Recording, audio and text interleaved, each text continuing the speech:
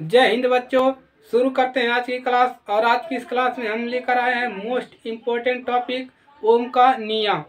जी हाँ बच्चों, ओम का नियम हर साल आपका बोर्ड पेपर में पूछ लेता है, 2 नंबर में या 3 नंबर में या 4 नंबर में करके भी। तो अक्सर ये 3 नंबर में ज़्यादा पूछता है। इसमें आपको पूछ लेगा ओम का नियम किसे कहते हैं, और इस पर एक क्वेश्चन भी पूछ लेता है। तो आज हम उसी को डिस्कस करने वाले हैं, ओम के नियम के बारे में। तो आप लोग बने रहिएगा हमारे साथ। और अगर आप इस चैनल पर नए हैं तो चैनल को सब्सक्राइब कर लीजिए और अपने दोस्तों के साथ शेयर कर लीजिए। तो चलिए आज की क्लास स्टार्ट करते हैं। तो आप लोग हेडिंग डाल लीजिए, ओम का नियम। क्या हेडिंग डालेंगे आप लोग, देख लीजिए। ओम का नियम, ओम का नियम आप लोग हेडिंग डालेंगे। तो आज हम इसी को डिस्कस करने वाले हैं, ओम के नियम के बारे में। तो आप लोग वीडियो में बने रहिएगा। ओम के नियम को हम डिस्कस करेंगे, ओम का नियम किसे कहते हैं। तो देखिए, ओम का नियम क्या होता है। यदि किसी भौतिक अवस्थाओं जैसे ताप, दाब इत्यादि में अगर कोई परिवर्तन, अगर ताप है, दाब है, उसमें कोई परिवर्तन न हो, तो जो उनके सिरों पर यानी कि जो उनके सिरों पर लगाया गया जो विभवांतर होता है, उसका जो मान होता है वो क्या होता है, नियत होता है। उसी को हम क्या कहते हैं, ओम का नियम कहते हैं। तो उसी को डिफिनेशन को हम यहाँ पर लिखेंगे। तो यहाँ पर लिख लीजिए आप लोग इसका डिफिनेशन। देखिए, यदि किसी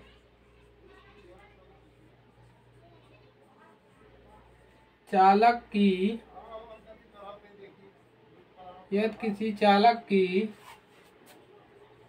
भौतिक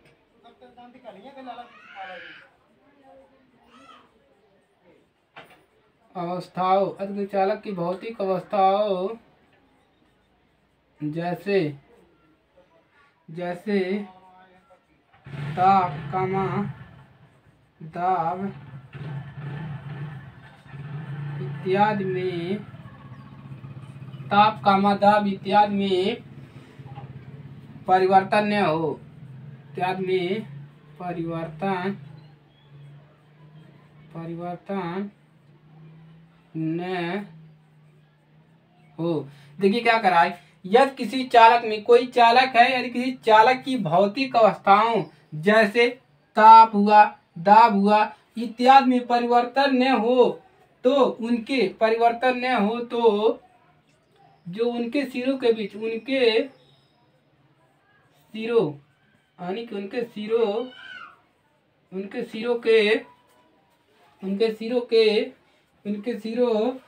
के या सिरों पर लिख सकते हैं, सिरों पर उनके सिरों पर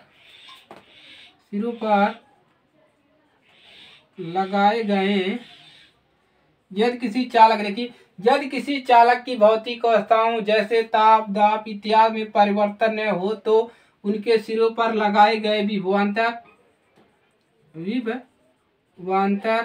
उनके सिरों पर लगाए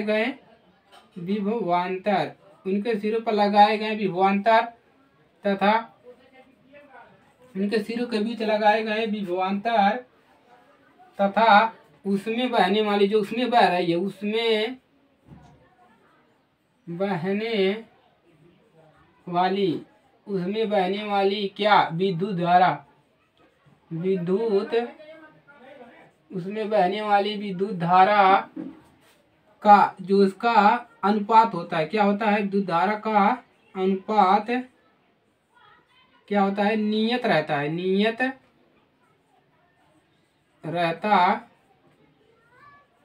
है। इसी को ओम का नियम कहते हैं। देखिए, ये हो गया इसका डिफिनेशन।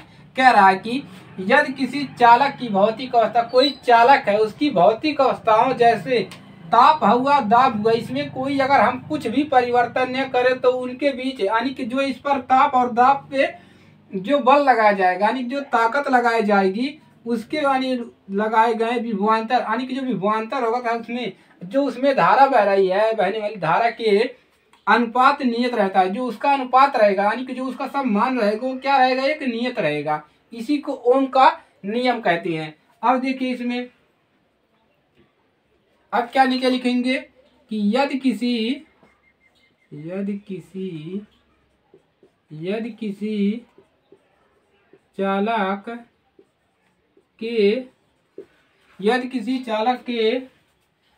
चालक के सिरों पर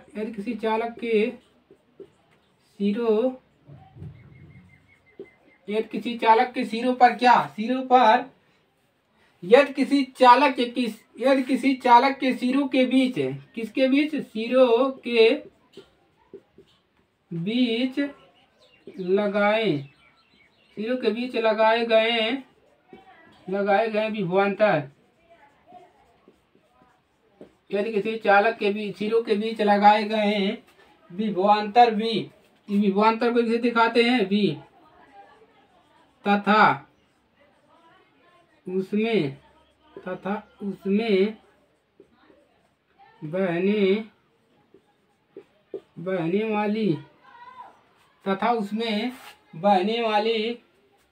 बहने वाली विद्युत धारा क्या बह रही है, विद्युत धारा को I से दिखाते हैं हो तो देखिए अब क्या कह रहा है कि यदि किसी चालक के सिरों के बीच, कोई चालक है उसके सिरों के बीच लगाए गए विभवांतर B तथा उसमें बहने वाली विद्युत धारा I हो तो। अब देखिए इसी डिफिनेशन से हम एक सूत्र बनाएंगे। ये डिफिनेशन से ओम के नियम के डिफिनेशन से हम इसी का एक सूत्र बनाएंगे। देखिए क्या कर रहा है कि विभवांतर तथा उसमें बहने धारा के अनुपात का एक मान होता है। तो देखिए यहाँ से क्या निकल जाएगा, विभवांतर V तथा उसमें बहने धारा के हो तो यानी कि जो V होगा वो समानुपाती होगा किसके, I के। देखिए अनुपात नियत रहेगा। अब देखिए ये हो गया V समानुपात किसके रहेगा, I के। अब हम देखिए यहाँ से क्या कर सकते हैं, अगर हम V/I करते हैं तो यहाँ पर बराबर एक क्या आता है, नियत आता है, नियतांक क्या जाता है, यहाँ पर एक नियतांक आ जाता है। देखिए अगर हम V समानुपाती है I के यानी कि जो विभवांतर है वो समानुपाती है किसके, धारा के, तो V/I बराबर क्या आ जाएगा, यहाँ पर एक नियतांक आ जाएगा। अब हम यहाँ पर लिख सकते हैं V/I बराबर नियतांक को हम लिख सकते हैं R। यहाँ से बन गया आपका एक सूत्र, या इसको यहाँ पर या करके लिख सकते हैं, या करके आप यहाँ से देख तीनों का गुणा करेंगे, यहाँ पर कितना हो जाता है 1। तो अगर गुणा करेंगे तो V बराबर क्या मिल जाएगा हमको, V बराबर IR। यहाँ से क्या मिल जाएगा, V बराबर IR। और यहाँ से एक सूत्र और बन जाता है, अगर हम R बराबर लिखें या R बराबर हम क्या लिख सकते हैं, V/I। यहाँ से हम R बराबर V/I भी लिख सकते हैं। तो देखिए इसको लिख लीजिए क्या क्या है, जहाँ लिख लीजिए, जहाँ I क्या है और R क्या है और आपका V क्या है। I क्या है आपका विद्युत धारा हमने पहले भी बताया इसको। ये क्या है, प्रतिरोध है। इसको हम आगे डिस्कस करेंगे कि प्रतिरोध होता क्या है। प्रतिरोध को हम अगली क्लास में डिस्कस करेंगे कि आपका प्रतिरोध होता क्या है। प्रतिरोध को डिस्कस करें। और ये आपका क्या है, विभवांतर है। ये आपका विभवांतर आपको जानते ही हैं। तो यही है आपका पूरा ओम का नियम। आप लोग इसको अच्छे से तैयार कर लीजिए। अगर ये ऊपर में पूछ देता है तो आपको इतना लिखना रहेगा, इसको मैं लिखेंगे तो भी यही दोनों लिख देंगे तो भी आपका काम बन जाएगा। और जो सूत्र दिख रहा है इसको आपको तैयार कर लेना है। इस पे क्वेश्चन आता है, इस पर हम क्वेश्चन करवा देंगे। इस पर कोई भी क्वेश्चन आपसे नहीं छूटेगा, सभी क्वेश्चन हम इस पर करवा देंगे। तो आप लोग यही नोट याद कर लीजिए या इसको नोट कर लीजिए। देखिए ओम का नियम यही है, इसको आप लोग तैयार कर लीजिएगा कि यदि किसी चालक में भौतिक, आप ऐसे समझिए, यदि किसी चालक की भौतिक अवस्था है ताप, अगर दाब है, ताप है, दाब, इसमें कोई परिवर्तन नहीं होता है और इनके सिरों के बीच अगर हम कोई बल लगाते हैं तो उसका मान क्या रहता है, नियत रहता है। इसी को हम ओम का नियम कहते हैं। तो यदि किसी चालक की सिरों के बीच लगाए गए विभवांतर V तथा उसमें बह रही धारा I हो तो V बराबर समानुपाती I के, और इसको हम इधर ला देंगे, अपान में I हो जाएगा, एक नियतांक आ जाएगा। तो यहाँ पर इसके बराबर इतना लिख सकते हैं, इसको उलट कर तिर्यक का गुणा करके हम V बराबर यहाँ से क्या लिख सकते हैं, IR, और R बराबर लिख सकते हैं V अपान I। तो यही है आपका ओम का नियम। तो उम्मीद होगी कि आप लोगों को ओम का नियम पूरे अच्छे से समझ में आया होगा और इस पर हम आगे क्वेश्चन करवाएंगे अगली क्लास में।